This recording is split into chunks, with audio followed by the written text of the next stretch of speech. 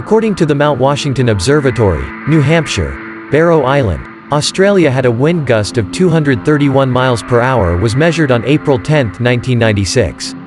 It remained the highest ever anemometer measured wind gust on Earth. But on Neptune, the eighth planet from the Sun and the farthest known solar planet, has winds that blow faster than the speed of sound, with gusts reaching 1,500 miles per hour. Neptune is 17 times the mass of Earth, and slightly more massive than its near twin Uranus.